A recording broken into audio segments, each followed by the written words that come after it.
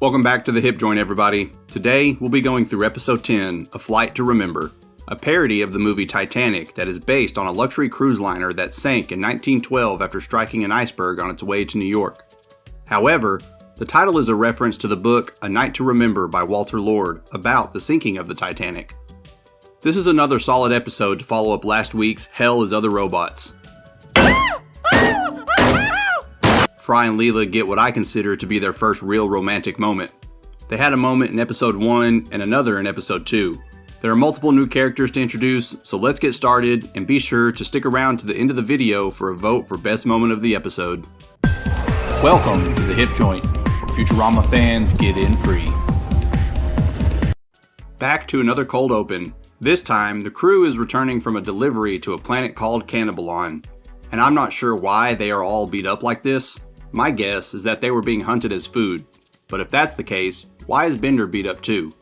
And once again, it's already been established that Bender doesn't have a sense of taste, so why have him make this comment? Food was good though. It would have been more shocking and funnier if Fry had said this line. Now back at HQ, the crew learn that they are being treated to a company vacation aboard the new luxury space cruise liner.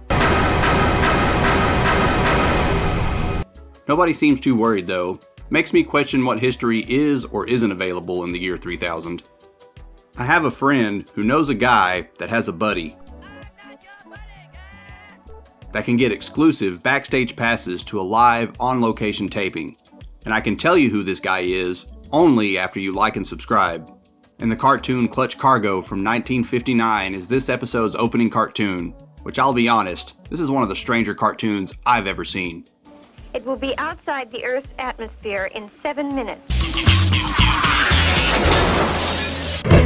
Hey, where's my suitcase? Oh!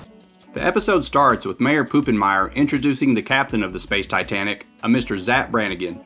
And Zap is a very decorated soldier, mainly for doing shit like this. A man who single-handedly defeated the retiree people of the Assisted Living Nebula. After he christens the ship, with the head of Leonardo DiCaprio, of course, it's time for boarding. And this is the first time Leela is seeing Zap since they crossed paths in episode 4. Was that before or after you slept with him? Always quick to put herself and others in uncomfortable, sometimes life-threatening situations, Leela claims Fry is her fiancé, thinking this would negate Zap's advances. But it ends up causing more problems than it solved. Once on board the ship, the episode basically breaks into 3 main plots. You have Bender falling in love, similar to Jack and Rose from the movie, Zap steering the ship into a black hole, and this fake love triangle between Fry and Leela and Fry and Amy.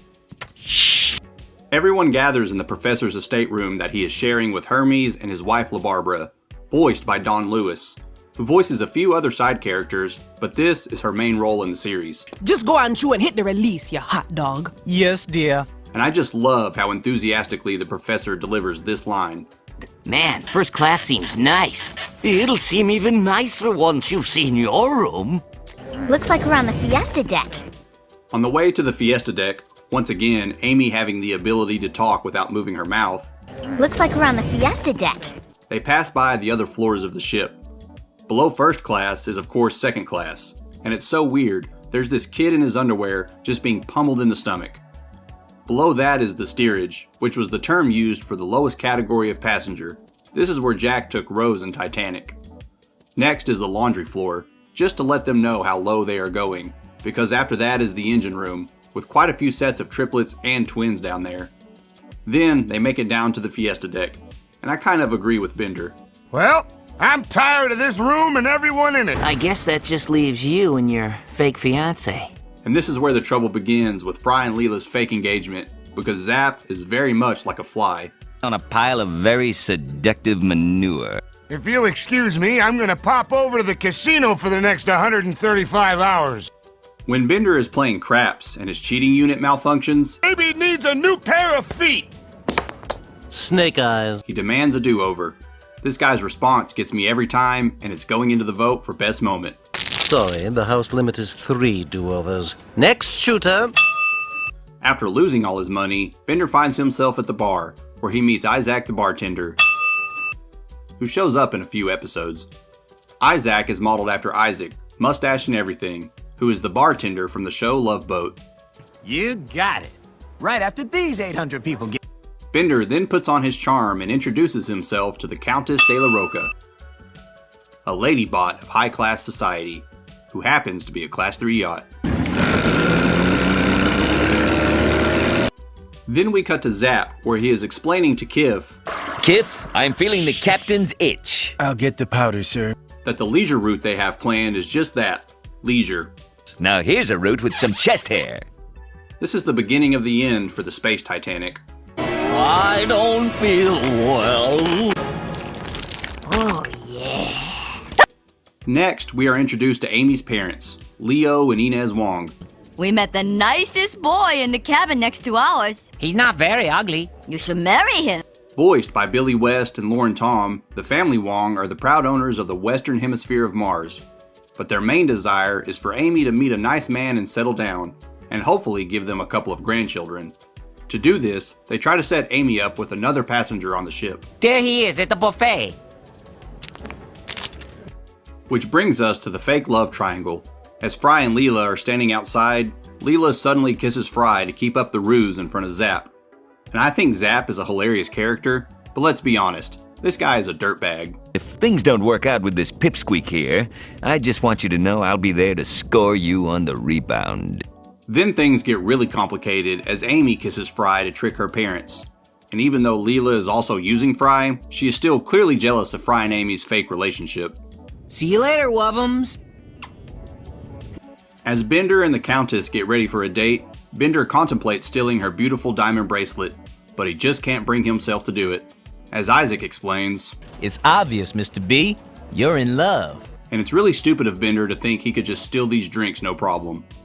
Hey, you gonna pay for those? Hell no. Rough him up.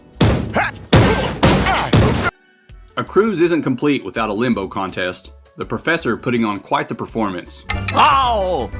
And it's here we learn of Hermes' past as a world-class limboer. In the flashback, we see a young fan run onto the field to show his love for his favorite Jamaican. And I'll let the vote decide, but this moment is already my favorite of the episode.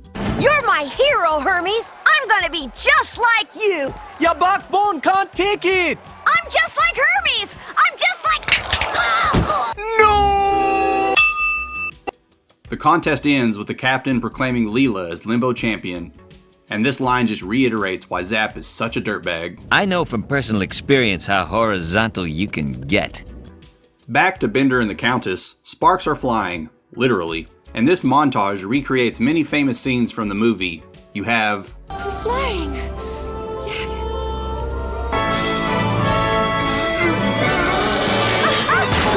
the car sex scene, and the famous... Jack, I want you to draw me like one of your French girls. with Bender sounding like an old dot matrix printer. At dinner, Fry and Leela, along with the professor and Miss McDougal, are seated at the captain's table. And it seems Zap is suspecting that Fry and Leela aren't actually engaged, besides the fact that Leela clearly isn't wearing an engagement ring, because he invites the family Wong to dinner as well, leaving Fry confused as to how to handle this situation, thinking his time watching the 1977 sitcom Three's Company will help. And I don't know a lot about that show, but I don't feel like it'd be very helpful. Na-na-na-na-na-na. Luckily for Fry, Zap's dumbass decision to fly the space Titanic Directly through a swarm of comets. causes him to have to leave the dinner table, allowing Fry to give Amy. A nice, convincing kiss. The situation has reached catastrophic levels, and this brings me back to my dislike of Kif, because it is very obvious that Zap is a monumental moron and is risking the lives of all the passengers on board. Why doesn't Kif grow a pair and handle the situation himself? He's second in command. He can reset the course to one that won't kill everybody. Leela leaves dinner in a huff, still clearly jealous of Fry and Amy's fake relationship, even though... She has 2 eyes. You have 2 eyes. I know, we seem like a perfect match. And just before the ship is struck by the gravity of the black hole, we catch a glimpse of all the happy couples. Looks like everybody's got somebody. Except me. And me. And Amy, you heartless monsters. Doom is inevitable for the space Titanic, and Zap is prepared to go down with the ship. Why, that's surprisingly noble of you, sir. No, it's noble of you, Kif. Wait, never mind. As everyone is evacuating the ship, Bender decides he's gonna go do some looting, but pulls Fry aside to tell him he's going after the Countess. He finds her trapped in a fiery room where she claims, Luckily, a family broke my fall. so where exactly is this family? The rest of the crew find themselves trapped behind an airlock door, with Zoidberg leaving an impossibly small opening at the bottom that nobody could fit through. No one except a legendary Limbo champion. I'm adding this moment into the vote because I love that Hermes just has his old Olympic uniform on, and when he realizes he still got it, he starts to get a little cocky. Zoidberg, lower the door another inch. Just go on through and hit the release, you hot dog. Yes, dear. Everyone makes it to the escape pods, and this is where Amy first meets Kif, instantly falling in love. And I don't know what he did to impress Amy's parents, but if their plan is to get a grandchild, they have no reason to suspect that that would be possible with this green loser. The last escape pod leaves without Bender, but at the last second, he and the Countess latch onto the escape pod. Now we've seen 2 moments showing the Countess is quite heavy, and this extra weight is too much for them to escape the gravity of the black hole, giving us this tearful Bender. moment as the The pull Countess is too sacrifices strong. herself to save Bender and everyone else. Farewell.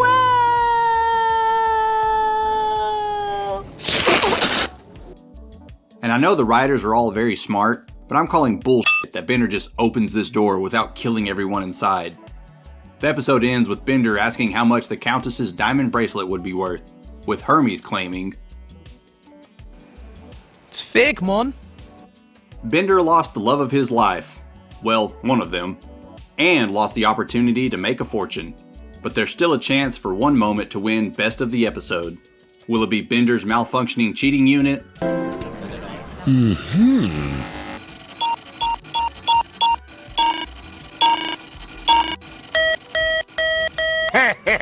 I'm betting it all. Come on, baby needs a new pair of feet. Snake Eyes. Wait, my cheating unit malfunctioned. You gotta give me a do-over. Sorry, the house limit is 3 do-overs. Next shooter. This poor Limbo fan. You could out-limbo all of these people. Don't be a dog-heart woman. Not after what happened. You're my hero, Hermes. I'm gonna be just like you. No, boy, stop! It's too low. Your backbone can't take it. I'm just like Hermes. I'm just like... No! Or Hermes showing he still got it.